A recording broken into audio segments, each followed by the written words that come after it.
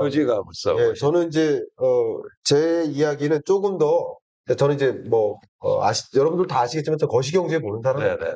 네네. 근데 말씀을 드린다면, 이 부동산이라는 시장, 부동산 시장이라는 이 바퀴가 나머지 거시경제 변수들과 다른 바퀴들과 같이 굴러간다는 거죠. 그렇죠. 세 바퀴가 굴러가는데 부동산 시장만 안 굴러갈 수 없고, 부동산 시장이라는 바퀴만 굴러가는데 나머지가 멈춰 있을 수 없는 거죠. 그래서 거시경제적으로 지금 정말 변곡점에 와 있는 거니까 하락 구간에서 상승 구간으로 전환된 변곡점에 와 있는 것인지 국내외 경제와 부동산 시장을 좀 점검하는 방식으로 시작을 하도록 하겠습니다. 17분이니까 27분까지 하도록 하겠습니다. 일단 제가 매년 경제전망서를 발간하고 있는데 23년 경제를 전망할 때 거시경제 변수를 전망했던 그 그림하고 좀 매우 유사하게 흘러갑니다. 그 흐름을 지금부터 하나하나 설명드려 보겠습니다. 첫 번째, 지금 경제가 변곡점에 와 있느냐? 첫 번째는 인플레 완화입니다. 그러니까 인플레이션율이 9.1%에서 어제 지점이 이제 3.2%까지 하향 안정화되고 있는데 여전히 고물가인 건 맞지만 그리고 하반기에 이 인플레이션을 다시 상승시킬 요인 물론 있습니다만 어쨌거나 물가 상승률이 9.1%의 부담, 그 부담에서 3.2%의 부담, 통화정책 관점에서의 그 부담은 상당 부분 완화된 거라고 볼 수 있겠죠. PCE 기준으로 봐도 7.0에서 3.0%로 떨어지면서 인플레이션에 대한 부담, 그 고물가의 압력은 상당 부분 통화정책 관점에서 완화된 기조라고 해석해 볼 수 있겠습니다. 그러면 7.0의 물가 상승률을 기록할 때의 어떤 심리, 투자 심리나 부동산 투자 심리나 내 집 마련 심리와 3.0%로 떨어졌을 때의 심리는 다른 것이다. 그러니까 완전히 하반기 들어서 변곡점에 놓인 한 가지 근거가 인플레이션 완화고요. 중국 물가 상승률을 또 고려하면 어제 발표됐죠. 디플레이션입니다. 디플레이션 우려가 점증되고 있죠. 근데 중국 물가가 떨어지면 세계적으로 중국으로부터 세계의 공장으로부터 수입해다가 쓰는 소재나 부품이나 장비나 완제품들이 있기 때문에 인플레이션이 상당 부분 그래도 완화될 소지가 있어. 물론 인플레이션 압력, 상승 압력은 여전히 몇 가지 존재합니다. 한 가지가 기저효과가 상쇄되고요. 이때의 기저효과가 상쇄되는 거고요. 그리고 두 번째 인플레이션을 완화시키지 못하게 만드는 요인 중에 하나가 파업이에요. 미국 기준으로 말씀드리면 파업 때문에 임금 상승률이 또 올라갈 수도 있어요.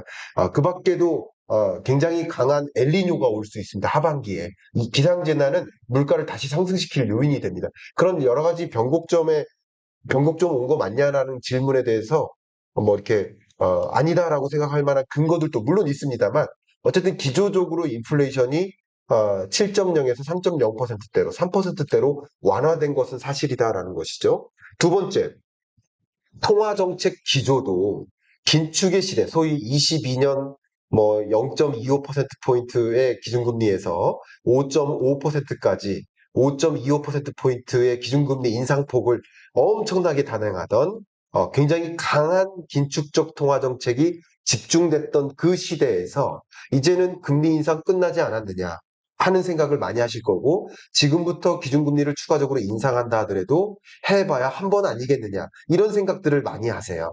그러니까 23년 하반기에는 이런 강한 긴축적 통화정책의 행보가 계속 유지됐었던 그 시대가 아니라 기준금리 인상 끝났다. 조금 바꿔 말하면 기준금리 인하할 일만 남았다. 물론 추가적으로 인상할 수도 있겠지만 추가적으로 인상해봐야 얼마 안 남았다. 하반기 중에는 기준금리의 정점에 도래야 한다. 이것도 통화정책 관점에서 변곡점에 놓여 있다라고 해석해 볼 수 있을 것 같습니다. 세 번째, 이제 물가 금리를 들여다봤으니까 이제 경기 그 자체를 보도록 하겠습니다. 세계 경제가 6.3%에서 3.4, 3.0. 이게 말 그대로 리세션인 거예요. 경기 침체 국면으로 진입한 겁니다. 근데 23년 성장률이 원래 종전에 2.8%로 전망했었어요. 3.0%로 상향 조정합니다. 그러니까 중반기 들어서 세계 경제나 미국 경제 여러 가지 면에서 변곡점에 놓인다라고 해석해 볼 수 있겠고요. 또 3.0%로 0.2%포인트 상향 조정하는 과정에서 24년 경제 성장률을 그대로 유지했습니다. 이 얘기는 기저효과를 감안하면 GDP 규모는 더 늘어나는 거로 해석해 보시면 좋겠죠. 그런 것을 생각해 보면 하방 압력이 다소 완화된다. 그러니까 한국 경제도 마찬가지예요. 23년 경제는 지독하리만큼 어려운 경제 맞습니다. 자, 내피배 시대라고 전망을 했었죠. 23년 경제 성장률 1.4%는 정말 네 번의 경제 위기를 제외하면 가장 낮은 경제, 가장 낮은 성장률이에요. 그렇게 어렵지만 상반기와 하반기를 구분해 놓고 보면 상반기보다는 하반기가 다소 좋아져. 이게 호황이다, 좋은 경제다 이렇게 설명하는 것은 아니라 상반기보다만 나아지는 흐름. 그리고 23년 경제나 24년 경제나 둘 다 안 좋아요. 좋은 경제 아닙니다. 한국 경제를 놓고 봐도. 그럼에도 불구하고 23년 1.4%에서 24년 2.1%로 23년보다는 좋아지는 흐름. 이렇게 판단합니다. 그 좋아지는 흐름을 왜 그렇게 좋아질 수 있느냐? 앞에 말씀드렸던 고물가 압력과 고금리 압력이 다소 완화되기 때문이라고 거시경제적인 관점에서만 말씀드리면 설명드릴 수 있습니다. 그러면 글로벌 부동산 시장을 보면 나머지 부동산 시장도 같이 움직이기 때문에 살펴볼 필요가 있겠는데 미국 부동산 시장은 그렇게 계속 금리 인상하는 가운데서도 먼저 부동산 가격, 소위 케이스 실러 지수가 반등하는 흐름을 나타내고 있습니다. 미국 값이고요. 그 다음 영국도 미국보다 더 강하게 금리 인상, 긴축적 통화 정책을 기조를 가져왔는데도 불구하고 23년 한 3월 정도를 기점으로 해서 반등을 했습니다. 그리고 역시 일본 경제 같은 경우도 집값이 반등하는 흐름인 거예요. 그러니까 이게 뭐 대세 상승이 온다라는 뜻은 아닙니다만 계속 떨어지다가 상승 구간으로 전환됐다라는 것을 보여주는 주요국 부동산 시장의 흐름이라고 볼 수 있겠습니다. 이제 한국 부동산 시장을 보도록 하겠습니다. 저는 이제 한국 부동산 시장을 제 경제전망서에서도 전망했었던 것처럼 전망할 때 제가 목표했던 종속 변수는 전국 평균 아파트 매매 가격 등락률입니다. 전국 평균 아파트 매매 가격이 0을 통과하면 마이너스 구간을 계속 지내다가 이게 전주 대비 등락률이니까 이게 제가 매주 업데이트하는 그래프인데요. 이 값이 0을 통과하면 반등하는 것이다라고 저는 규명을 하고 있고요. 아직까지는 반등 안 했습니다. 그러니까 전국 아파트 매매 가격을 기준으로 보면 오늘보다 내일이 바닥일 가능성이 높고요. 내일보다 다음 주 한 일주일 후가 더 바닥일 가능성은 높아요. 근데 대략 일주일이든 이주일이든 혹은 한 달이든 지나면 이 매매 가격 등락률이 0 이상으로 상승 반전할 것으로 생각하고 있습니다. 저는 이제 서울 집값을 보면 7, 8월이 반등하는 구간이라고 생각하고 서울을 포함한 전국 가격을 기준으로 하면 8, 9월 정도가 되지 않을까라는 생각을 갖고 있는데 이 매매 가격 등락률을 가지고 본다면 가장 많이 강하게 떨어졌었던 마이너스 0.48% 그 구간을 지나서 지금은 오늘자 기준으로 마이너스 0.01%까지 왔습니다. 이게 이제 0을 통과할 것이라고 봤는데 0을 통과할 것이라고 보는 23년 하반기 부동산 시장의 그 근거는 첫 번째가 미분양 주택 건수가 어쨌든 정점 찍고 해소된다. 뭐 여러 가지 미분양 주택이 줄어든 배경 중에는 뭐 분양률을 줄여서다 뭐 여러 가지 이유들도 말씀하시지만 어쨌거나 미분양 주택 건수가 거시적으로 7만 5천 호를 찍고 6만 6천 호대로 6만 6천 호라는 기준선에 가깝게 떨어지는 구간에서 결국 상승 반전할 것이다라고 저는 가정을 했었거든요. 그런 흐름이라고 좀 정의를 내리고요. 이렇게 미분양 주택이 줄거나 물론 22년 5월, 6월을 기점으로 이 거래량이 그 이상으로 지금 회복된 상황인데 그 회복되는 과정에는 주택가격정만 CSI를 보시더라도 많은 국민이 지금의 집값보다 그러니까 23년 8월 11일의 집값, 11일의 집값보다 24년 8월 11일의 집값이 더 높을 거야. 조금 높을 거야. 라고 생각하시는 경향이 좀 나타나고 있다. 이것이 결과적으로 나는 계속 떨어질 거라고 믿으시는 분은 매도하시겠지만 그래도 오를 거라고 생각하시는 분은 매수세로 전환되는 것이죠. 그런 것들이 부동산 시장의 변곡점도 만드는 것이다. 그렇게 야기하는 것이다. 라고 정의 내릴 수 있을 것 같습니다. 이상 마무리하겠습니다. 아마 10분을 딱 더 썼어요. 안 썼습니다. 네, 한 1분밖에 안 썼어요. 더 괜찮아요. 됐죠? 전혀 문제 없어요. 예, 됐습니다. 이제 제가 먼저 질문 드릴까요? 너무 좋습니다. 좀 숨 돌려주셔야 되니까. 네. 아, 10분 동안 달리니까요. 쉽지가 않네요. 불안정하시고. 네, 좋습니다. 네. 요새 이제 미분양 감소 기사가 많이 나왔었다가 요즘은 좀 안 나올 겁니다. 네. 우리 저 교수님께서 미분양 감소 기사도 아마 한 달 정도 생각할 거예요. 그죠? 네. 최근 건 아니시죠? 매월 말일날 미분양주택 건수가 발표되니까 네네네. 10일 정도 됐죠.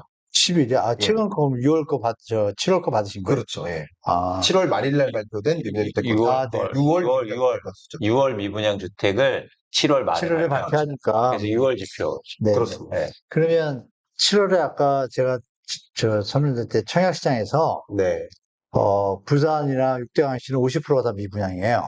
네. 그 수치는 안 들어왔고, 네. 그러니까 미분양부터 말씀드리면 75,325 찍고 68,000까지 한 5, 6천 호 줄을 때 그중에 3, 4천 호가 임대주택으로 전환된 거예요. 네. 그냥 모수의 변이가 좀 생긴 거예요. 그냥 아예 빠진 거예요. 네. 모수에서. 그래서 미분양의 폭이 생각보다 큰 건 아니었고, 네. 아시는 바와 같이 6월 3, 4, 5, 6월, 7월이 미분양 뽑으려면 분양을 했어야 되는데 분양을 많이 안 했어요. 네. 그 부분도 있고, 네. 그래서 미분양 숫자가 지금 데이터가 정확하지 않습니다. 첫 번째. 그리고 저거는 법적인 사항이 아니라서 건설사가 미분양을 보고를 안 해도 뭐 아무것도 없습니다. 근데 중요한 건 주택산업연구원에서 비슷해 한 3주 전에 보고서를 냈습니다. 보고서를 냈는데 수정하기에 이렇게 써놨습니다. 중요한 건 이제 국토부보다는 주산연이 이제 주택협회에 연관돼서 좀 더 신뢰성이 있거든요. 거기서 지금 추측으로 10만 원 잡았어요. 그것도 우리가 좀 말씀을 같이 보셔야 되고, 교수님께서. 네. 그리고 주간 동향의 아까 지표를 사용하셨잖아요. 그러니까 저는 사실 한국 부동산은 주간 동향을 감사원에 지금 감사 청구 직전입니다. 왜냐하면 전혀 문제가 많은 것을 시장을 혼돈시키고 있거든요. 제가 데이터나 그 부분을 이제 교수님 이걸 인용을 하시잖아요. 네. 그러니까 주간 동향을 봤을 때 변곡점이라고 하셨는데, 네. 그러니까 월간 동향을 보면 더 정확한 거죠. 왜냐하면 그거는 데이터가 표본 자체가 정확해요. 네. 실거래가 반복 매매를 썼기 때문에. 근데 주간 동향은요, 이미 공표했어요. 부동산에서 뭐라고 했냐면, 담당 직원이 그 현장에 대해서 자기의 정성적 요인을 넣게 돼 있어요. 그거를 검증하는 기관이 없어요. 그냥 자체 그 통계가 나와요. 나오는데 제가 그 한번 했던 것이 이런 일이 있었습니다. 서초구가 그 주에 80%가 하락이에요. 근데 상승이 있던 거예요. 그래서 제가 확인했잖아요. 한국 부동산은 주간 통계, 대리, 과장, 부장님까지 다 통화했습니다. 그래서 제가 감사원에 감사 청구한다는 거예요. 그러니까, 근데 문제가 있으니까 제가 청구하겠죠? 그런데 보도에서는 실거래가, 국토부 실거래가를 보니까 하락이 80%인데 상승을 왜 떴냐에 대해서 답변이 명료하지가 못해서 제가 좀 해명을 요구했었는데 그 부분의 데이터를 지금 인용하신 거는 제가 볼 때 한 번 더 제고하실 필요가 있는 것 같다. 이 부분에 대해서 일단 짧게만. 네네네. 한국감정원 데이터에 대해서 문제 제기를 하는 부동산원 네. 통계에 대해서 이제 지적하시는 분들이 또 상당 부분 계셔서 네. 아예 한국 부동산원 데이터를 쓰지 않습니다. 저 KB? 여기는 한 번도 나오지 않았어요. 네. KB. 한국 부동산원 데이터는 아예 쓰지 않고 그러셨구나. 아예 아까 본 KB 작년부터 한 번도 한국 부동산원 데이터는 쓰지 않고. 그러니까 KB 거냐고. 그렇죠. KB. KB예요. 죄송합니다. 네, 그래서 KB는... 그 부분은 이제 좀 KB. 양해를 해주시고. KB도 그럼 상승을 떴어요? 아직 아직 안 떴죠. 마이너스. 그 얘기 하신 거죠? 0을 찍었고요. 그 지난주에 말씀하신 0을 거구나. 죄송합니다. 제가 사과드릴게요. 예. 저는 부동산원 데이터는 제가 트라우마가 생겨가지고 한국 부동산원에 교수님, 착각했는데. 제가 질문, 좋습니다. 그 CSI 네. 한번 보여주실래요? 이게 CSI가, 그러니까 소비자들이 그 얘기도 쉽게 맞아요. 말해서 1년 후 집값을 전망하는 거죠. 네. 근데 되게 재밌습니다. 네. 잘 보시면, 그러면 2021년도는 2022년 집값을 전망했네요. 그렇죠? 그렇겠죠. 근데 2021년도에 전망한 거 CSI가 엄청 높아요. 근데 2022년도부터 집값이 빠졌잖아요. 틀렸어요, CSI는. 그렇죠. 그렇죠? 그리고 또 하나, 다시 한번 설명해 주시죠. 그러니까 1년 후 집값을 전망한다는 네, 거잖아요.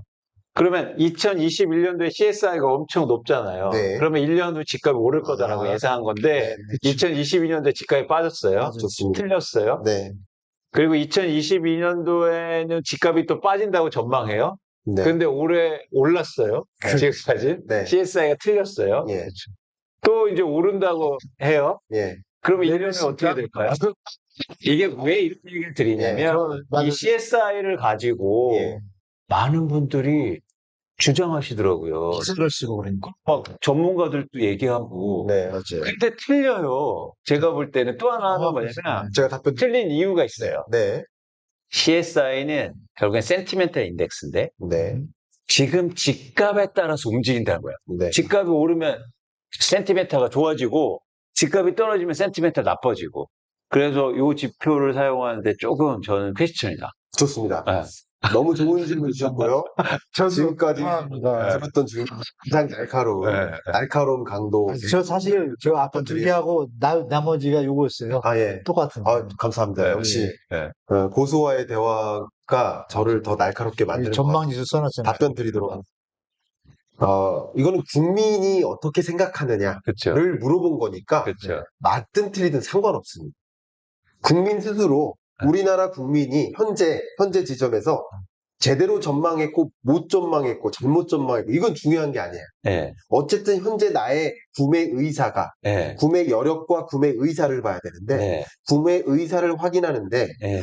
지금 집값보다 내년 집값이 더 비쌀 거라고 생각하면 네. 구매 의사가 발동한다는 거죠. 그러나 그 구매 의사, 그러니까 그 개개인들의 전망이 네. 잘못될 수도 있고 맞을 수도 있어요. 네. 근데 그게 중요한 게 아니라 지금 시점에 국민이 네. 주택 가격이 오를 거라고 자기가 스스로 미스 저칭하더라도 네. 그게 저칭대로 구매 의사가 발동된다는 거죠. 그렇죠. 그러니까 예. 말씀하신 게 중요한데 그 구매 의사가 구매로 이어지지 않을 뿐만 아니라 그 구매 의사가 지금 가격에 따라서 움직인다는 거예요. 네. 쉽게 말해서 합리적 의사결정이 아니라 네, 적응적 기대를 통해서 계속 예, 바뀌기 때문에 이걸 통해서 CSI가 좋아지니까 구매 의사, 말씀하신 것처럼 구매 의사 때문에 수요가 많아지고 네. 집값이 회복할 겁니다라고까지 전개되면 안 된다.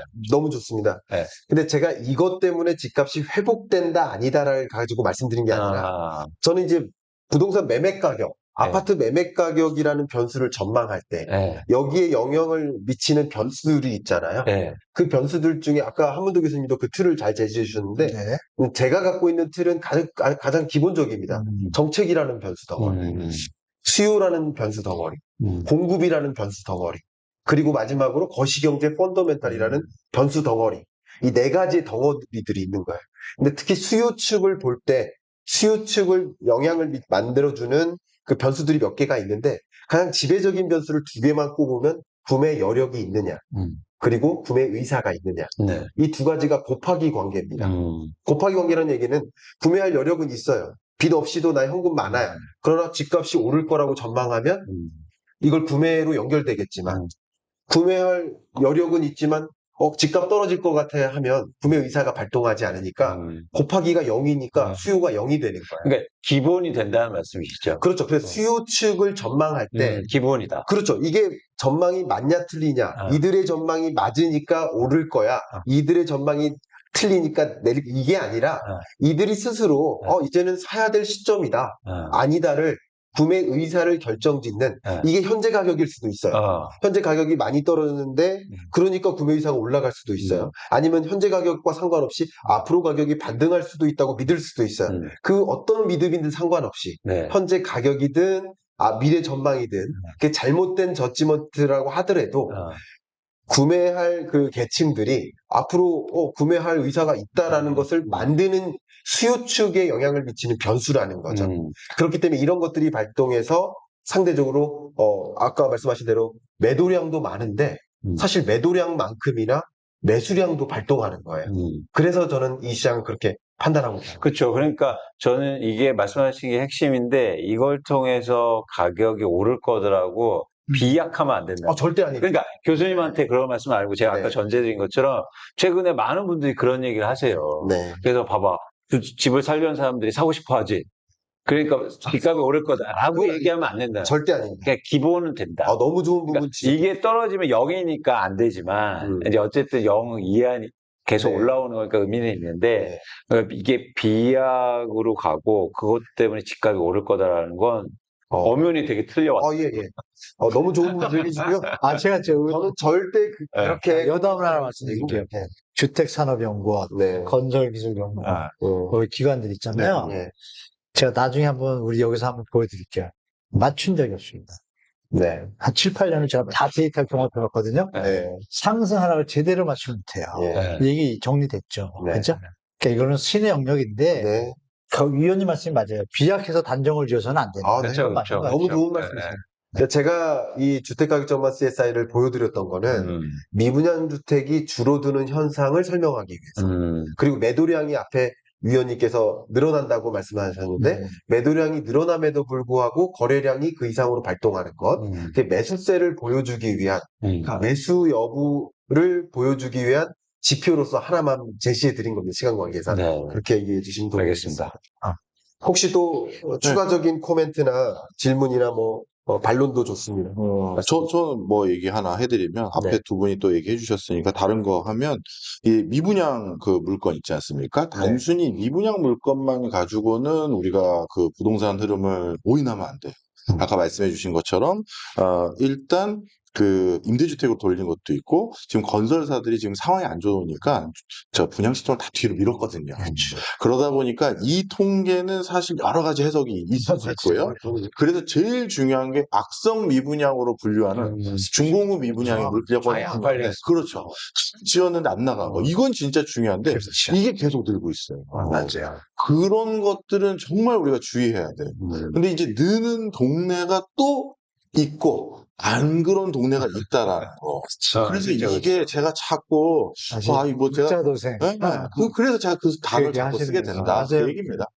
그리고 또 하나 제가 설명드리고 싶은 게 이제 아까 잠깐 이제 강조한 건 아니지만 교수님께서 부동산 정책 말씀하셨고 그런 정책 얘기를 많이 하셨잖아요. 이 정책이라는 게 투자화되어 있는 시장에서 아주 독특한 특성을 갖고 있는데, 그러니까 피드백을 받거든요. 그렇기 때문에 뭐냐면 부동산 정책이 나오는 게 중요한 게 아니라 완화책이 나오는 게 중요한데 더 세야 돼요. 그래야 영향을 미쳐요. 예를 들어서 이런 거죠. 특례보금자리론을 30조 원 풀었어요. 그러면 다음에 똑같이 그냥 30조 원 풀어요. 그럼 시장에 영향을 못 미칩니다. 그런데 이게 40조 원이 되고 50조 원이 돼야 돼요. 그렇죠. 그런데 저는 그래서 부동산 정책의 임계점에 와 있다고 봐요. 더 이상 싼 정책이 별로 없어요. 아까처럼 신원 10억은 좀 센 것 같아요. 근데 진짜 놀랐어요. 이런 정책들이 별로 나올 게 없다. 너무 센 건 나올 수가 없다. 그러면 나라를 망가뜨리자는 건데, 맞아요. 저는 그러기는 쉽지 않기 때문에 부동산 정책도 저는 시장을 좋게 만드는 요인이 될 수 없다고 보는 거죠. 그러니까 계속 더 센 걸 요구할 겁니다. 그래야 시장을 움직일 건데, 그냥 이 상태로 시장에서 나오면 별로 오히려 그냥 완화책이 나와도 시장에서 시큰둥할 수 있다. 이런 거죠. 저는 이제 부동산 시장을 판단할 때, 아까 정책 제도 말씀하셨잖아요. 정책 제도가 더 센 게 나올 때, 그게 상승을 더 주거나 아니거나지, 이 정책 제도에, 지금의 완화된 정책 제도적 환경, 이거에 이미 익숙해져요. 그렇죠, 그렇죠. 그걸 뉴노멀로 보는 거예요. 그렇죠. 마찬가지. 금리도 추가적으로 금리 인상이 없다는 것만으로 그 기준금리가 혹은 지금의 시중금리가 괜찮다라고 받아들일 가능성이 있다는 거예요. 전적으로 공감하죠. 그 부분을 말씀드립니다. 그래서 금리의 절대 수준이 중요하지 않아요. 정확하십니다. 그래요. 근데 왜 저는 금리와 부동산을 좀 유익 있게 봐야 되냐면, 금리가 과거에 떨어질 때도요, 부동산 가격이 떨어진 경험이 있어요. 네. 그러니까 그렇죠. 최근에 금리가 또 크게 떨어지면서 집값이 올랐기 때문에 이게 마치 오랫동안 현상으로 보시는데 아닐 수가 있다. 예외적인 현상이 있을 수도 있다는 말씀을 꼭 드리고 싶고요. 너무 좋은 말씀. 예, 그리고 또 하나 뭐냐면, 그래서 정부 정책이나 이런 것들을 보실 때 유연하게 보는 게 사실 중요합니다. 네. 예, 그래서 저희가 이렇게 토론을 하는 것도 상대방 의견을 유연하게 듣고 저희 생각도 교정하고 사실 그런 거에 기반한 거잖아요. 네. 너무 좋은 말씀입니다. 그래서 제가 이 금리만, 그러니까, 자, 아까 말씀드린 거시경제 얘기를 살짝 해드렸었고, 수요 측면 살짝 해드렸고, 공급 측 살짝 얘기해드렸고, 그리고 이제 뭐 그 밖에 나머지 정책 제도적인 측면을 지금 말씀 나누는 건데, 그러니까 나머지 요소가 같이 맞물릴 때, 우리 한문도 교수님께서 주신 그 프레임처럼, 나머지 요소들이 같이 맞물릴 때 상승하거나 하락하거나 이런 것들이 전개될 거라고 봅니다. 근데 그런 관점에서 지금 금리가 높아요. 기준금리로 보면 한국 기준금리 3.5% 높아요. 근데 높다고 인식하는 이유는 뭘까요? 아마도 2020년의 기준금리를 맞아요. 정상적인 금리로 음. 판단하시는 거예요. 맞아요. 그게 잣대가 된 거예요. 근데 3.5%로 금리를 인상했다가 지금 4회인가 5회 연속으로 동결했잖아요. 그럼 추가적인 금리 인상이 하반기에 만약에 있다 없다가 중요한 건 아닙니다. 추가적인 금리 인상이 없이 여기서 움직인다라고 가정할 때 그러면 이제 23년 하반기 정도가 되면 이게 또 다른 뉴노멀로 받아들일 가능성이 있다. 그러니까 물론 아직 절대적인 금리가 높으니까 집 살 만큼의 수익성이 안 난다 판단하시면 아니지만 여력이 되시는 분들, 이 높은 금리가 아니라고 판단하시는 분들, 혹은 대출 없이도 뭐 고자산가들이 집을 사시는 분들, 이런 것들이 그러니까 미국이나 영국이나 이런 주요국들, 유로존도 포함해서 금리 계속 최근까지도 인상하는데 집값이 반등하는 이유는 추가적인 금리 인상 해봐야 어쨌든 5% 아니겠어? 이런 식으로 뉴노멀로 받아들이면서 심리적으로 금리 인상이 추가적으로 없을 경우라고 한다면 그러면 이제 매수해야 될 시점이라고 이 심리적으로 발동할 것이라고 가정하는 것이죠. 그래서 제가 금리 부분도 좀 강조를 하고 싶습니다. 그러니까 이게 제가 이제 뭐 북미를 갔다 왔다고 했는데 집을 한 채 보고 왔어요. 네. 직업이 혹시 가신 이유가 아니 그건 아니고 이제 시장 조사를 해야 되니까. 한국 집 투자하면 안 되니까. 그래서 갔는데 이게 보통 거기에는 그 오픈하우스를 하잖아요. 네, 네. 오픈하우스를 해서 이제 보고 또 주말을 하는데 한 집을 보러 갔는데 네. 거기는 집을 볼 때 팜플렛을 다 만들어요. 예. 그 집마다. 네. 그런데 팜플렛 가격에 스티커가 붙여져 있는 거예요. 그래서 내렸나 보다. 올리거나 내렸겠네. 네, 그래서 저희는 무조건 뜯어보잖아요. 그치. 그랬더니 내렸더라고요. 예. 그래서 제가 물어봤어요. 왜 내렸냐 했더니 수요가 없대요. 올리니까. 그래서 저는 향후로 집값이 그렇게 쉽지 않을 수도 있겠다. 또 하나 뭐냐면 아까 금리 얘기를 하셨는데 최근에 사람들은 저희 전문가들은 얘기하고 뭐 교수님도 그렇지만 금리가 더 이상 인상 안 하고 떨어질 거로 이제 얘기하는 거죠.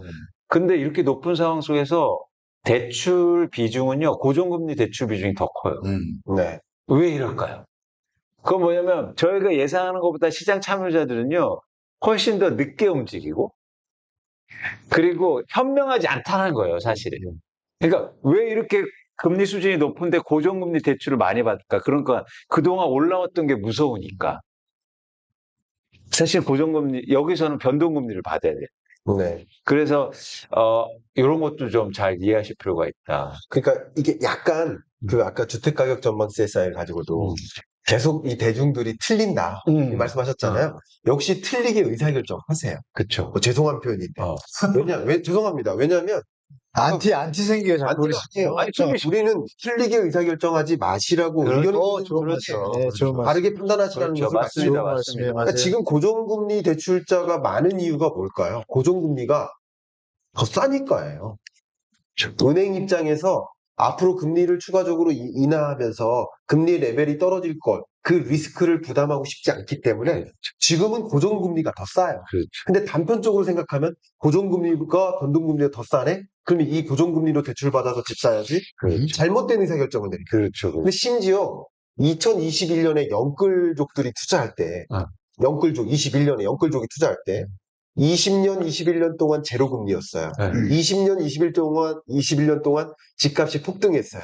그러니까 그 2년 동안의 집값과 금리나 거시경제 환경이 앞으로도 그럴 거라고 단편적으로 믿는 거예요. 그렇죠. 앞으로 부동산 시장은 어떨까요? 그렇죠. 앞으로 금리는 어떨까요? 라고 질문하는 게 아니라 그렇죠. 그동안 지난 2년 동안의 경험을 가지고 미래에 투자라는 거예요. 이건 매우 잘못된 거죠. 그렇죠. 심지어 21년 끝자락에 그 많은 영끌족들이 MZ세대들이 87.5%가 변동금리로 대출. 맞습니다. 이게 근데 맞아요. 그때 변동금리 대출받은 이유는 아마도 변동금리가 더 싸니까요. 왜냐하면 금리가 낮을 때는 그렇죠. 은행들이 변동금리 더 싸게 내놔요. 그렇죠, 그 그렇죠. 올라갈 리스크를 내가 갖고 싶지 않다. 그러니까 결과적으로 여러분들이 그게 지금 현재 싸냐, 지금 뭐가 비싸냐 이걸 가지고 기준하시기보다는 앞으로 부동산 시장이 어떨까요? 그렇죠. 앞으로 금리가 어떨까요? 맞습니다. 이걸 기준으로 의사결정하셨으면 좋겠다. 근데 그래서 그런 분들이 많지 않다는 된다. 거예요. 아니, 그러니까 저는 반대예요. 두 분 의견에. 제가 우리 일반 시청자들 편에서 말씀드립니다. 왜냐하면요. 너무 저는 현명하다고 판단돼요. 왜?